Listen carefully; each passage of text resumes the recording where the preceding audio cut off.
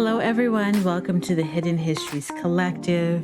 I'm LaChris Robinson Jordan, historian and genealogist, and I'm really excited to be sharing this particular presentation with you all today. And thank you all for being here and subscribing and sharing and liking our videos. We absolutely love it and appreciate you so much. Now, this one in particular is maybe triggering for some people because I know that it's going to, in many ways, challenge what we know about the Civil War and what we've been taught and what we know and what, quite frankly, has been hidden in the archives. Some of this information is available, but some of it is also stuff that you have to dig for. But I want to make this as seamless and as simple as possible when we talk about the Civil War. And yes, before the U.S. colored troops, they were Confederates, Louisiana Native Guards. Now I want to dive right in and say that the story everyone thinks they know is that all Black people were enslaved and that all Black people supported the Union. No Black people served the Confederacy. And white Southerners owned all the property. So that is what we have been taught. That is what we have, we know off the top of our heads, because this is what's been drilled into our heads since high school. But as you guys know, here on the Hidden Histories Collective, we're all about the records. We're all about showing the receipts, and the records tell a more complicated story. But before I get into that specifically, I want to talk about the global systems of enslavement and forced labor. And I think this is really, really important because when we talk about slavery in America, we're often talking about the transatlantic slave trade and all the Africans that were brought here to the Americas, et cetera, et cetera. And as you guys know, that we've already, at least here on this channel, proven that the 12.5 million number was an exaggeration. I still think that, yes, there were Africans that were brought here, but we also know that there were a lot of people who were already here that were enslaved. And that's real, and it's been proven as well. But when we talk about the global systems of enslavement and forced labor, we have to also remember, yes, the European indentured migration and folks who came here from Europe. Yes, we talk about them as well, but sometimes people forget to mention that some of those Europeans were also melanated people as well. They were different shades and hues, and they came here in droves. And then, of course, there's the Trans-Pacific slave trade. And that is not talked about enough because there are many Asians who were brought here from China, from the Philippines, from India. So there's a lot of glossing over of that particular slave trade. And I won't go into the numbers, but I just wanted to say that when we talk about the systems of forced labor, we have to acknowledge the type of labor that was brought into the country. And of course, one that we do not talk about enough is the intra-American slave trade, where you had slaves that were brought in from different states and territories and were shipped back and forth to different ports in South Carolina and North Carolina and Georgia. And there are tons of manifests in the archives right now where you can see these particular slaves being transported. So we have to talk about that. That is really, really important if we're going to have a cogent discussion about American slavery. But let's talk about Louisiana before the Civil War, because I think it's really important to have a real distinction here, because so much of our history is taught through a very narrow lens, and often that lens ignores and excludes the indigenous peoples, who, by the way, influenced everything in this country, from the laws to the government to cities and structures. Like, there's so much that we've influenced and that we built and that contributed long before the colonists arrived. But I do want to talk about what Louisiana was like before. And here's the thing about Louisiana and the Indians in 1860. And I specifically talk about 1860 because this was the census before the Civil War broke out. And it's really important to see and have a specific date and time where we kind of reference things. So as you can see, many Native nations and communities lived throughout Louisiana long before statehood, right?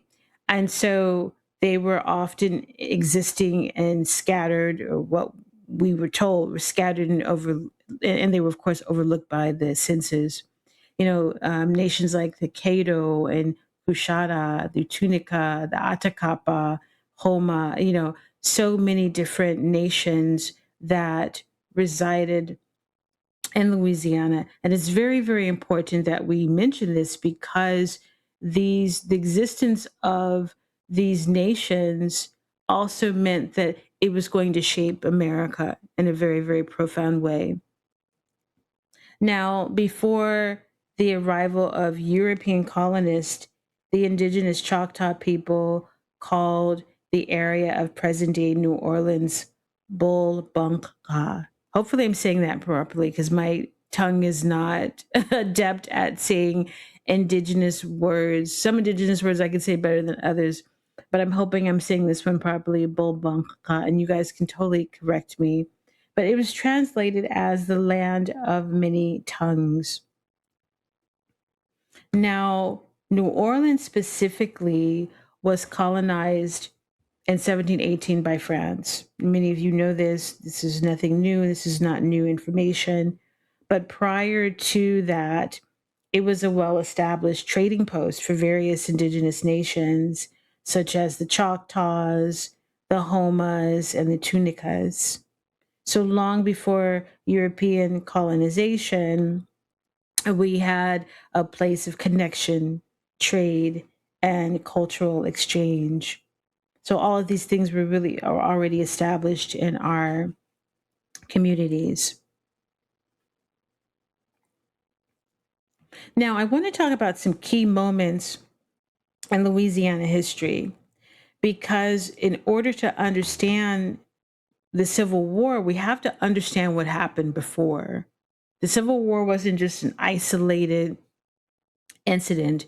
There were many layers to it, yes, of course, but particularly when it comes to Louisiana, the reason why certain men fought for the Confederacy needs to be recognized, because of everything that came before and what happened to their ancestors before.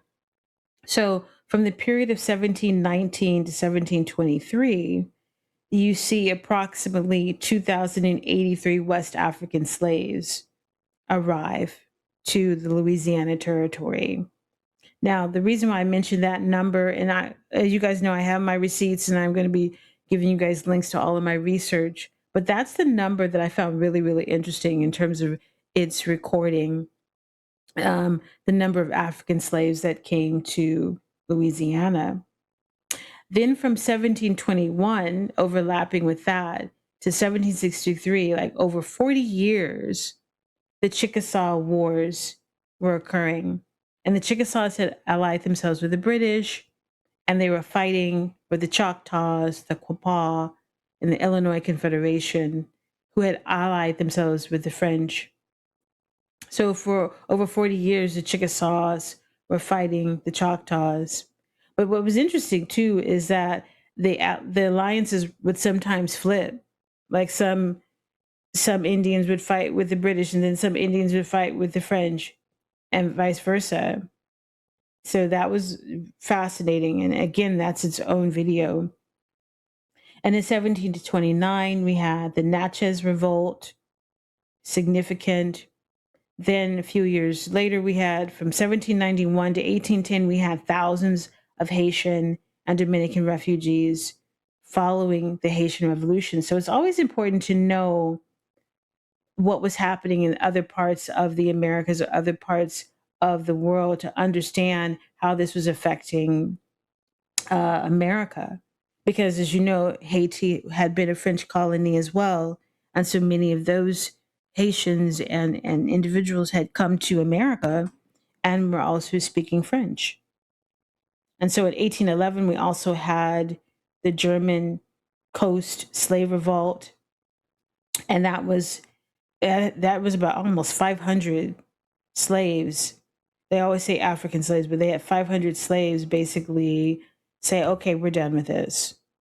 That in itself is a whole story, and that's not really talked about in history very much because you're talking about almost 500 men organizing themselves and saying, we are done with the colonists. We are done with what's been happening to our people. Again, like I said, they say they were African, but when you do a deep dive, you realize that these were all mixed men and they weren't just African. So let's fast forward and move to New Orleans and why New Orleans mattered. Of course, New Orleans is strategic. It had economic power. The population was diverse. There's a lot of wealth and commerce, and it was also had incredible value politically and militarily. And before the Civil War, to put things in context, New Orleans was the sixth largest city in the US and the largest city in the Confederacy at the outbreak of the war. It's incredible. So when you look at the top 10 largest cities in the United States, as you can see, New York is number one, then Philadelphia, then Brooklyn, Boston, Baltimore, but New Orleans is smack dab in the middle here and was essentially the largest city in the Confederacy, or in the South for that matter, too. And New Orleans was a city built on commerce, pure and simple. I mean, New Orleans handled over half of America's cotton exports, making it one of the wealthiest ports in the world. So, merchants, bankers, ship owners, and sugar planters even drove the economy. So, cotton was king, as you know, but they also had a lot of sugar too. But there were a lot of movers and shakers in New Orleans. New Orleans was also an international port. Now, this is what I found really interesting and doing the research. More than 50% of residents were foreign born or first generation immigrants with large French, Spanish, Irish, German, and Caribbean communities. I mean, 50% of your residents are from not even from America. That's profound. So you could see there was a fight and a struggle for dominance in that city all the time.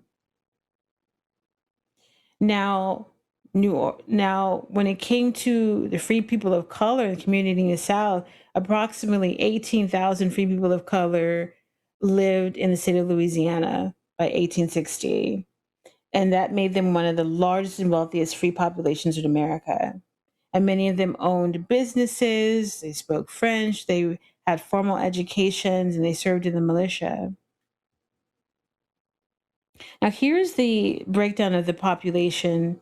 And I say by color and condition because that was a wording that was used in the census. And these were the statewide totals. And as you can see, the white population of Louisiana and the enslaved were almost equal. Now, I want to say something about the enslaved. Now, the reason why sometimes people were called enslaved wasn't because that they were really enslaved. It was just they didn't have status or they were not counted as anything other than enslaved, if that makes sense. So you had your white and you had your free colored, and some of the free coloreds were also classified as white. And we'll talk about classifications in a minute as well. So when it came to Orleans Parish, you had a very sizable free mulatto and black community. And I'll get into that term black in a minute. So you also had a lot of enslaved black and mulattoes, and they were almost equal. A lot of enslaved black and mulatto people. Now let's talk about reclassification in the U.S. Census, because this is the basis for much of what we talk about here on the Hidden Histories Collective, because when you were reclassified, you lost identity and you became what someone else called you. And it wasn't even based on what you called yourself. So to understand Louisiana and the white, the black, the mulatto, the Creole, you have to understand what reclassification was all about. And race was assigned by the census enumerator. That individual, usually men, would decide what you were based on your appearance, your reputation, the local custom, and legal status. It wasn't how people take the census today, where they self-identify. Because back then, many people didn't know how to read and write. But even when people knew who they were, they didn't always say it. And the enumerator might not write it down anyway. He might write something completely different. So again, when you talk about defining black, the census didn't provide a precise biological definition. It was, again, someone making a determination based on what they saw. And so, but I want to talk about this term black for a minute, because this is why we push back on it so much here on the Hidden Histories Collective, because quite frankly, it doesn't tell anybody who you are or what land you're tied to. And I would always encourage people to push back on it, because again, specificity is the name of this game here. And when you think about black, at least in terms of the census in 1860, it could have been someone born in Louisiana, someone born in Virginia, someone born in Haiti, someone born in Africa, someone born in France. All of these people are melanated people. But there was no distinction about their birthplace. So that is why I push back on this term so much, because even today, when you say black, what does that mean? Black does not tie you to a land. It doesn't tie you to a country. It doesn't tie you to a community. It's just vague. And I know that people do things out of habit, but you have to get specific about your land of origin. If anything, just say, I'm American. But we have attached ourselves to, some people have attached themselves to the African, even though the African has been absorbed by the indigenous and many people for centuries. So where's the African? There's no African in us, even though we may have traces of the African, but we are more American than anything. So I have to say this, and I will be saying this ad nauseum about the term black. And I have a presentation called You Were Never Black. And you must go see that. And I'll provide the link to that particular presentation too, because it tells you, it breaks on down how we came to that term in the first place. So, yeah. So now we get into something even more convoluted. What was a mulatto, right? So back then, the census defined a mulatto as a person of mixed ancestry, generally understood at the time to mean European, American Indian, and African ancestry.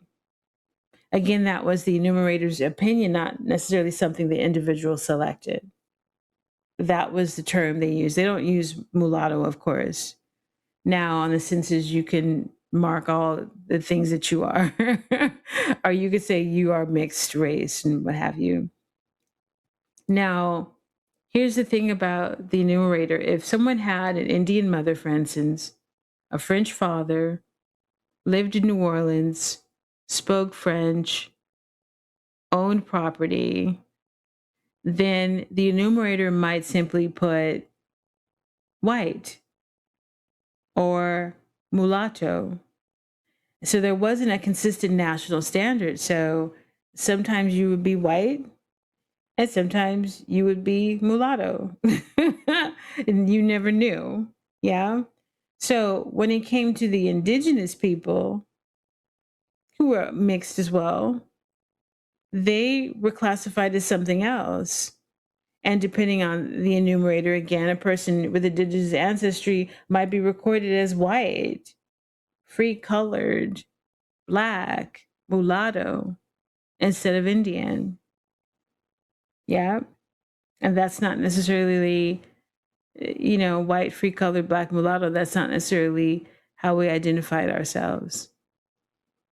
So that is that part. And I use my family as an example as to what happened in the census from decade to decade. Like my second great grandmother in 1850, she was white. But in 1880, she's mulatto. 1900, she's black. Then my great grandfather, he is black. He's mulatto. Then he's black. And then going further down, my fourth great grandfather was a free colored person. Then he's white. Then he's Negro. Then he's Negro again. Third great grandfather, free colored person, black, mulatto. Then my second great uncle, free colored person, mulatto, colored, then white. So as you can see, if you did this with your own family and you tracked the census decade by decade, they're probably going to be differently. They're going to be reclassified in a different way. And I started noting that for myself so that I could see and understand the pattern myself. And this is how reclassification happens. And if you don't have oral history and know enough about your family, you won't understand what this means. Because again, the government is telling you who you are, but that's not who you are. So let's move to the Louisiana Creoles of color. So after we've talked about all of the reclassification, we're going to talk about the Creoles of color in Louisiana and what was happening to them and what was happening to the state in general and how they were being treated. Now, when again we talk about Creoles of color, they're all mixed. They're mixed. We explained that. Now, what was happening in general, there was a decline in their status and in their standing during, leading up to the Civil War.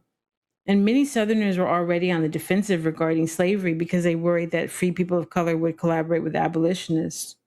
That was definitely on everybody's mind. And so the restrictions became more and more prevalent as the Civil War began to heat up. And they feared social equality. They feared alliance concerns. And then these tensions helped fuel the road to the Civil War. So the golden age for free people of color started to decline around 1830. And you begin to see an era of particularly harsh legislation towards them, both slave and free for that matter, but particularly for those who were free because they didn't want to keep giving so much status and power to people who were free. So you begin to see restrictions on civil rights begin to expand. Military service became increasingly limited. Property and legal protections started to erode, and racial boundaries became more rigid. Now, I have to say this as well because remember, you have an influx of immigrants coming to the city. And so, and I'm going to say this frankly, poor immigrants who have not seen this level of wealth before. And now they're seeing this level of wealth of people that don't necessarily look like them, or even people who do look like them. And so as they begin to increase in their influence in their communities, there's this incredible tension between the newly arrived immigrant and the people who've been here for decades ancestrally. And so you begin to say to yourself, okay, well, what's this war really about? Is it about slavery? Because some people who were enslaved were not necessarily strangers, they were family. That's a whole nother issue too.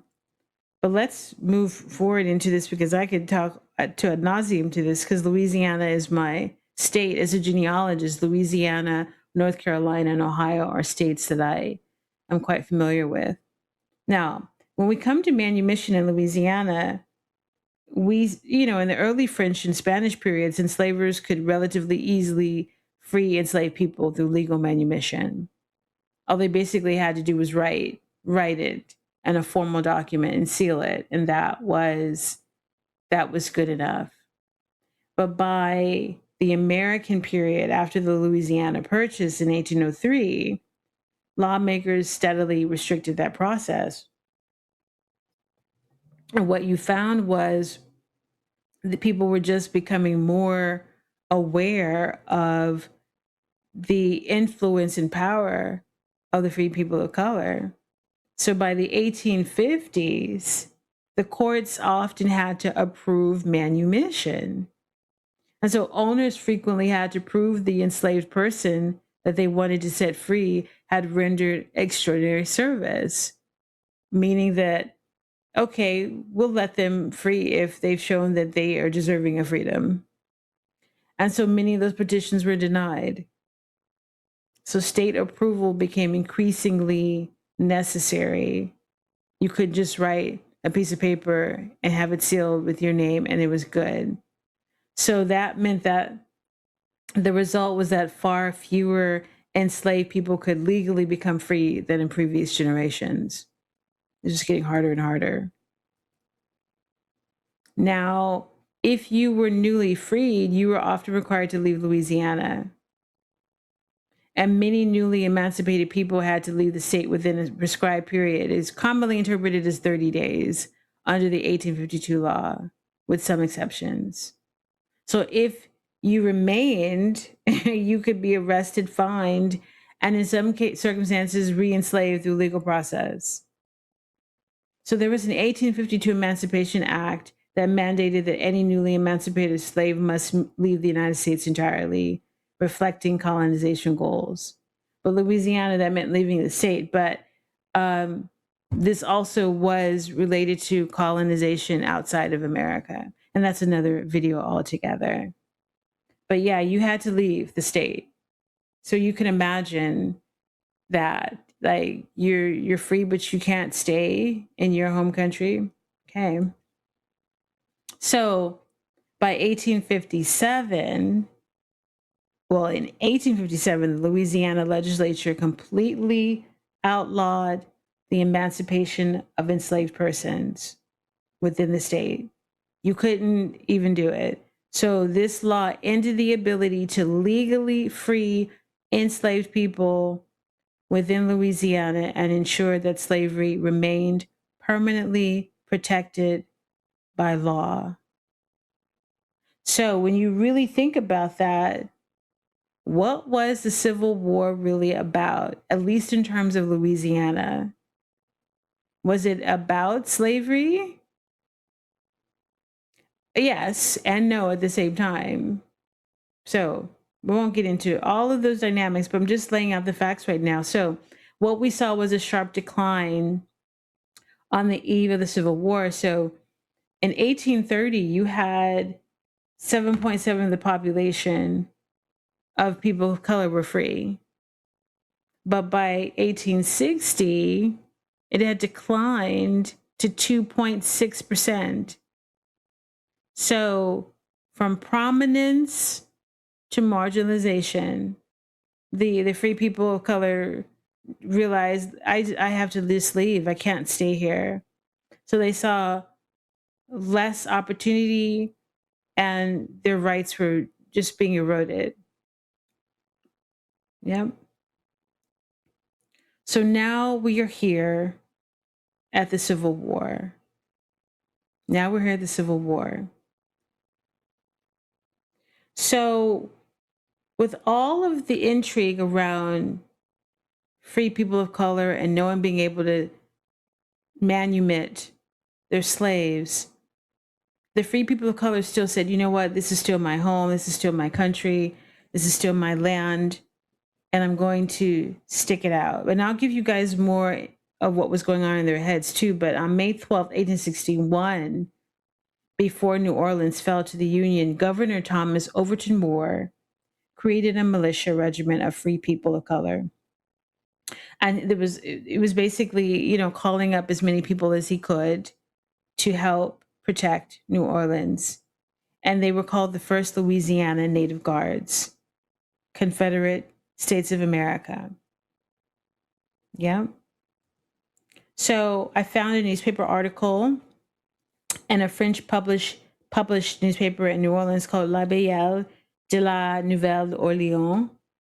And because you had a large French-speaking population in Louisiana, and so you often would see newspapers and publications and things in French. And the contemporary newspaper account documented what was called the Economy Native Guard Company, New Orleans, just before the Civil War. And so the company was publicly recognized and reported on here in this newspaper, and they marched through the city and performed drills before the public. And the unit was composed of members of the Economy Society, which I'll tell you more about them and others. And the officers' organization were formally established. They were basically saying, yes, here are the Economy Native Guard. They're a formal unit. Yay, appreciate their presence before us today. So this is the quote from the newspaper article. The Economy Native Guard Company, made up of these brave men, passed through the streets of our city yesterday, accompanied by loud applause from the public. They proceeded to the drill grounds, where they gave proof before Mr. Dimitri's interpreter of their profound knowledge and skill in the delicate maneuvers they had performed before our arsenal. The Economy Native Guard is composed of members of the Economy Society, incorporated in 1833, and is made up of foreigners and members of the society. And the officers, they listed H. Louis Ray, Eugene Rafe, P.A. Gardere. And so all of this happened. They marched through the city prior to December 23rd. It was reported on December 23rd, but they had marched previously. Now, I said to myself, well, who's the Economy Society? So I did some research on the Economy Society, or d'économie et des assistance mutuelle. I haven't spoken French in a while, but it's going to come back. They were basically a prominent 19th century benevolent association founded by free men of color. And I wrote 1833/1836 because when you go to the website, that's when they say they were established in 1836. And the newspaper said 1833. But the benevolent association basically meant that these men supported one another if any of them needed aid or needed burial assistance, or they had widows and their widows needed assistance. They were basically there to help one another. Now, the society's 15 original members were French speakers with ancestral roots in the Americas, Europe, the Caribbean, and Africa. And the U.S. Census and newspapers often called them coloreds, Negroes, and Blacks. Again, a reclassification of who they were. They were more than that, of course. Now, the Economy Society often met at what was called Economy Hall. That was their iconic meeting place. And the hall was built in 1857, located on Ursuline Street in the Treme neighborhood. And for many of you who are familiar with New Orleans, you've part of heard of Treme. And they even did a TV show called Treme. And there's a very influential section of New Orleans. And of course, after Hurricane Katrina, a lot of the communities in New Orleans changed, and Treme was one of them that experienced incredible destruction. Now, the Economy Society hosted public debates, theater, concerts, recitals, and balls at the hall. I mean, there's a really, really happening place. I mean, it was like this cultural enclave of so much happening here. Lots of famous jazz musicians also were performing here. It was just a lot of activity happening in the hall. Now, the hall no longer exists today because it was destroyed. I think it was Hurricane Betsy in 1965. So the hurricane pretty much destroyed that hall. But archival, this is an actual picture from archival photography that survived.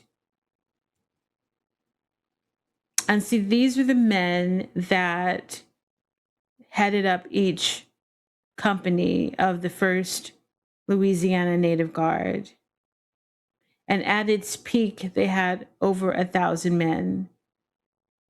Over 1,000 men. And each unit, as you can see, probably averaged around 60 to 70 men. The Native Guards, Savary, Beauregard, Young Creole, Labitu, Mississippi, Economy Native Guards. As you can see, they had 100 men.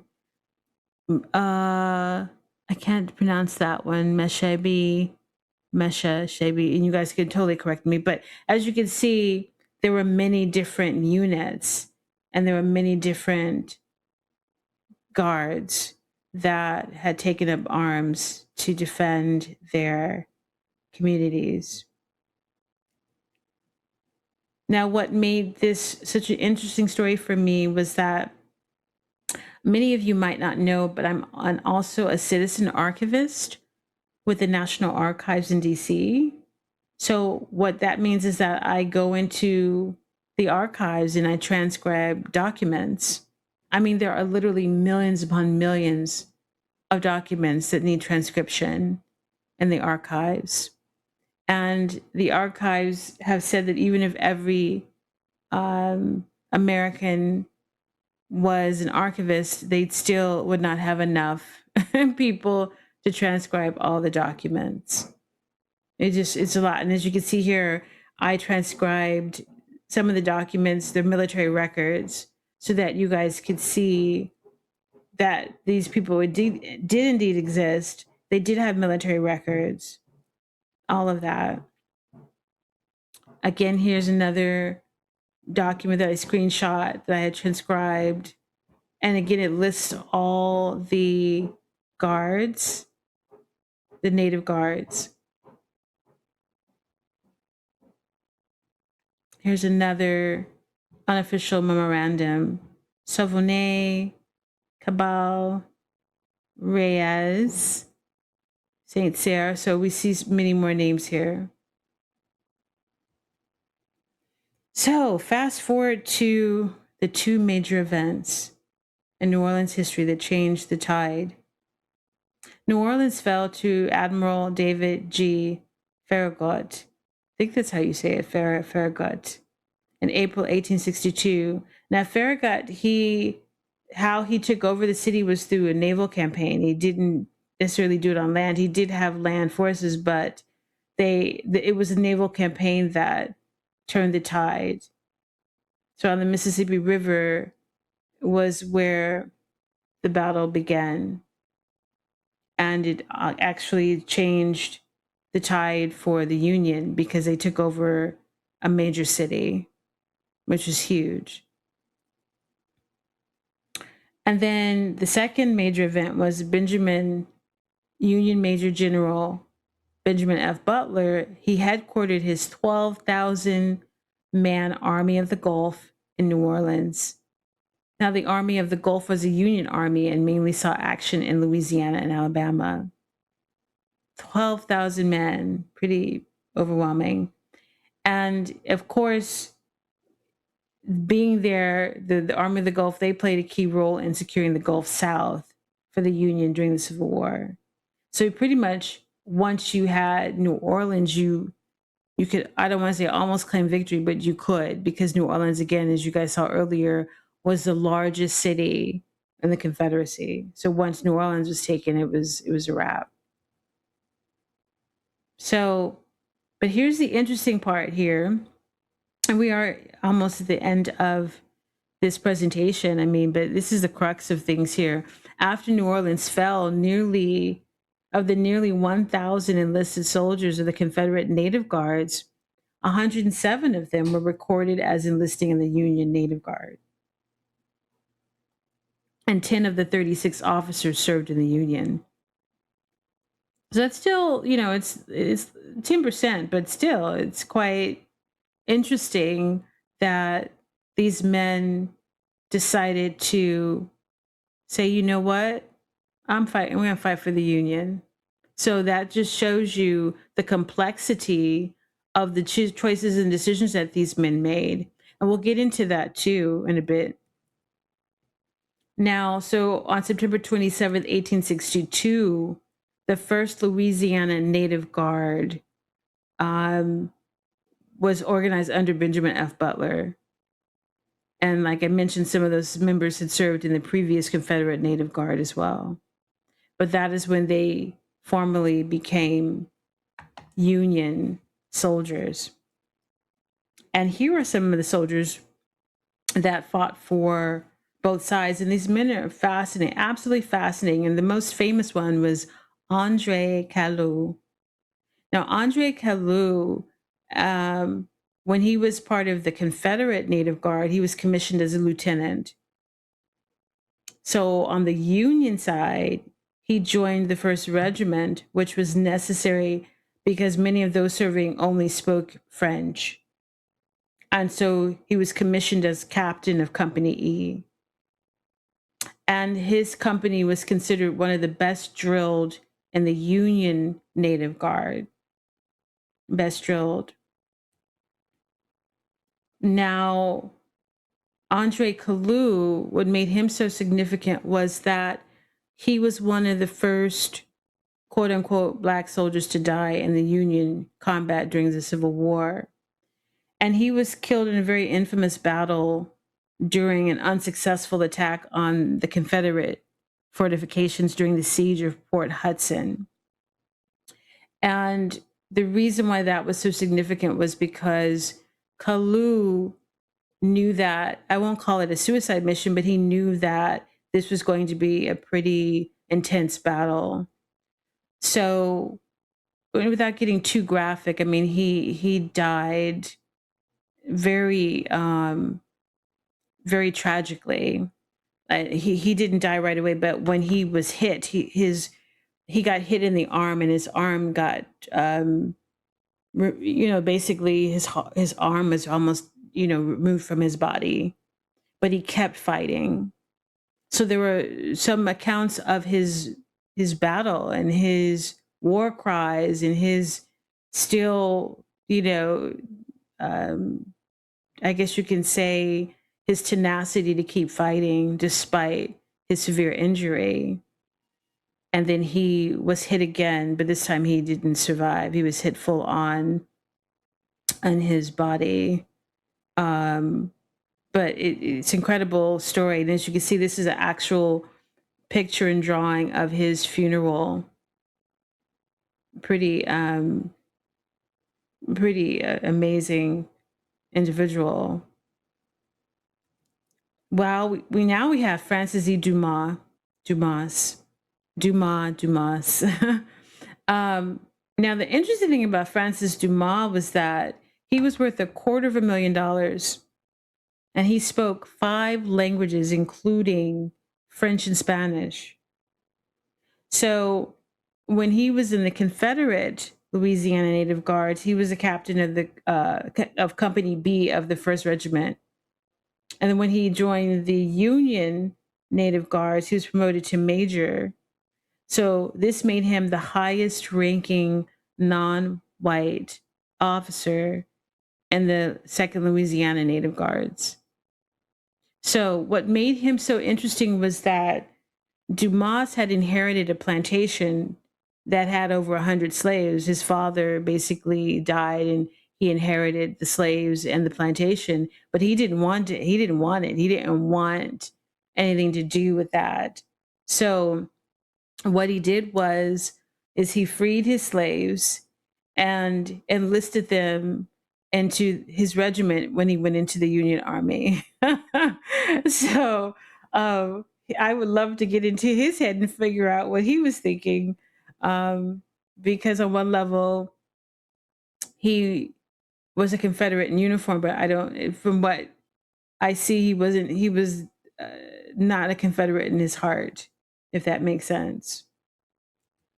The other individual that I find incredibly fascinating too was Charles Saint Albin Sauvinet.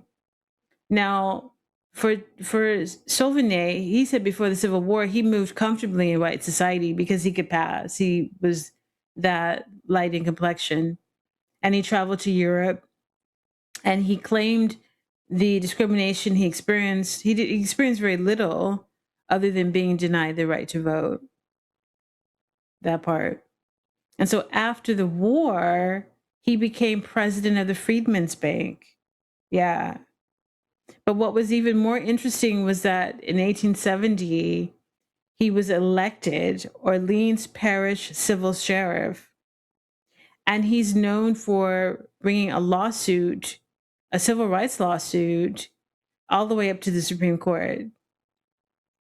I think he won that. So, yeah, he was basically denied service in a bar. He was with two Irishmen, and the owner told him he couldn't drink there. And so he sued.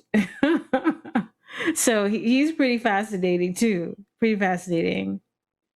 And then there was Jordan Noble, which I find him like, even though they were Confederates, I don't think they were Confederates necessarily in heart. They just were fighting for their country. They were also fighting because their ancestors had fought in these various wars. But that's a whole nother thing. I'll get into why some of them fought in a minute.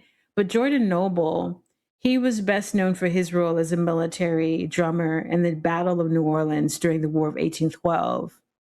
Now, what's interesting about military drummers is that in the early American warfare, they were used to convey orders.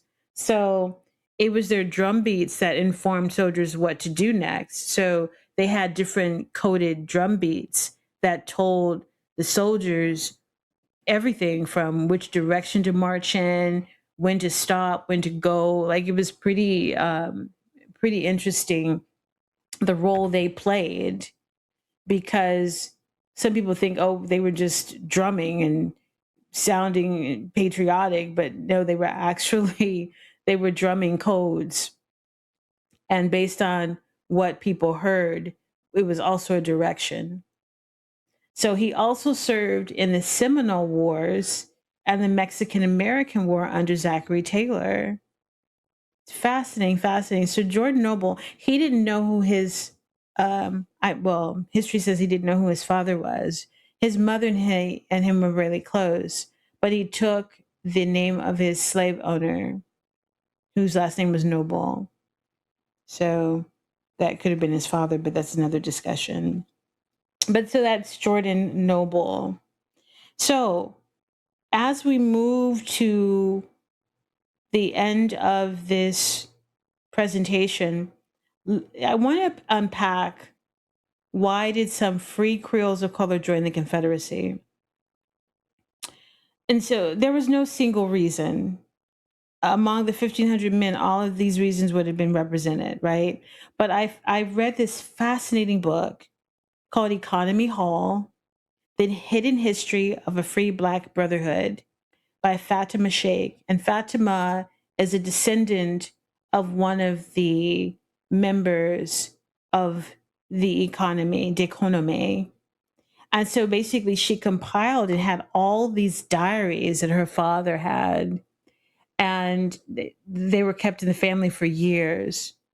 And when she got of age and older, she just went through each of these diaries and recorded everything. And in her own individual research, wrote this fascinating book. I absolutely love this book. If you have an opportunity and you're fascinated and you want to understand more about what was happening, you'll realize that it wasn't a cut and dry answer about why these men joined the Confederacy. And I don't even think it was about joining the Confederacy so much as it was just the times. It was what life represented for you.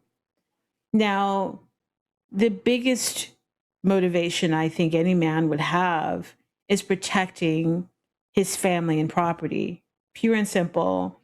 And many of the men in the Deconomy were long established Louisianians who owned homes, businesses, or land and sought to defend their families and property as war approached and violence spread. So, whether you like the Confederacy or you like the Union is really not relevant. The relevancy here is you have to protect your home and your family, and you just happen to be living here. Okay. And so there was really no choice but to say, okay, I'm going to take up arms. Now, there was also the reality of economic and social interests.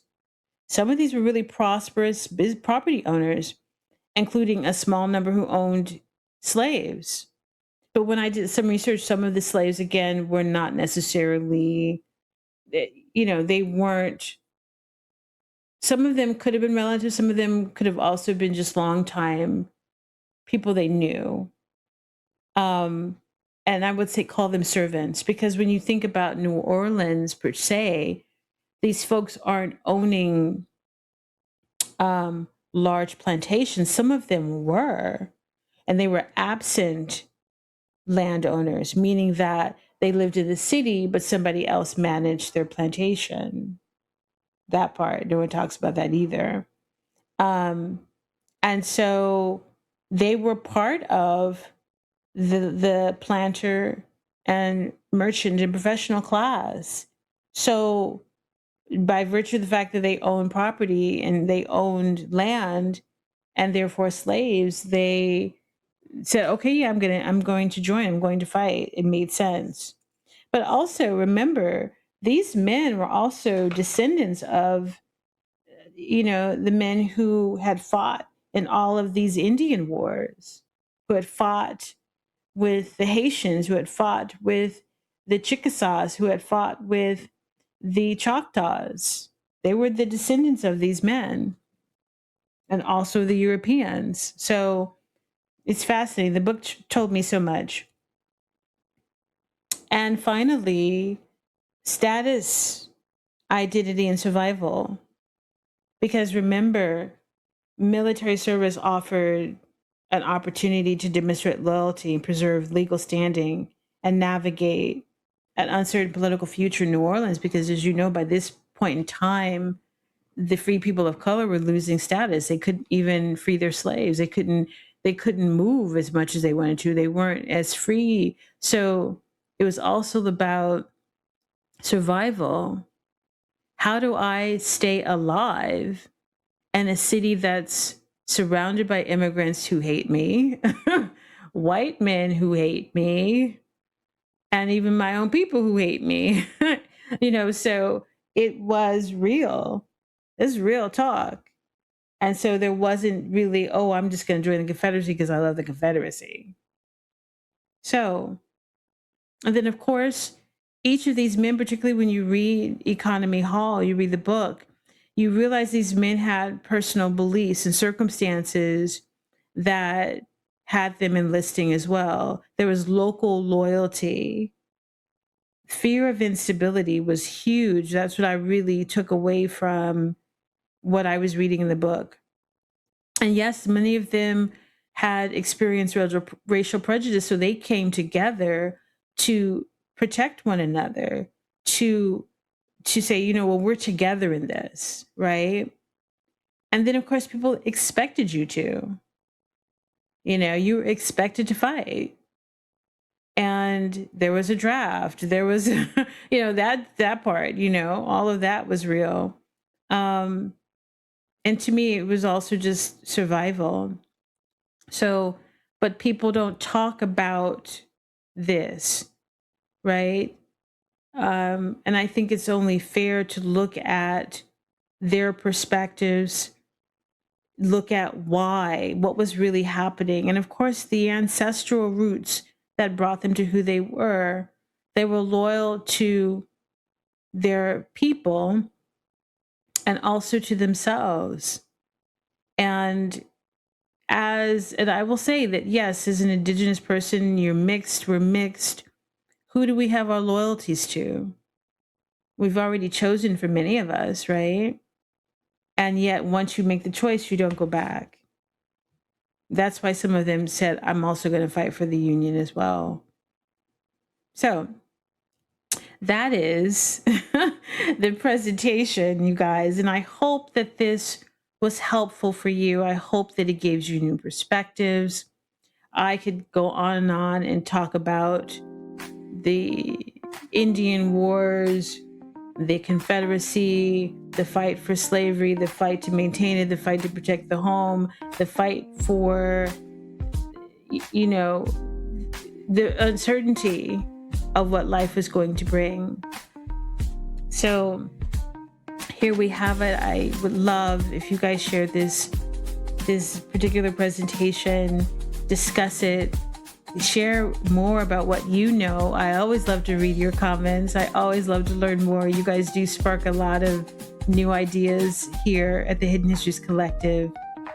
Again, thank you so much for being here on this journey and learning and helping make the knowledge even more, as I could say, keeping us aware of what we need to know in this world here. Thank you so much. We'll talk to you guys soon.